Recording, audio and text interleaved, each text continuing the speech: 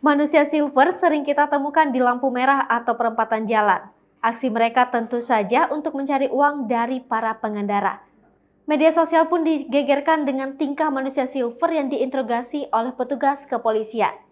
Video itu diunggah oleh akun Instagram @undercover.id. Ia mengaku mendapatkan hasil Rp100.000 selama 1 jam. Manusia silver pun menjawab penghasilannya sekitar Rp100.000 per jam. Petugas yang diketahui seorang polisi pun kaget. Manusia silver pun kembali menjawab, ditabung buat orang tua di rumah. Sontak saja warganet pun langsung terkejut. Mereka pun ramai-ramai memberikan komentar atas niat baik sang manusia silver.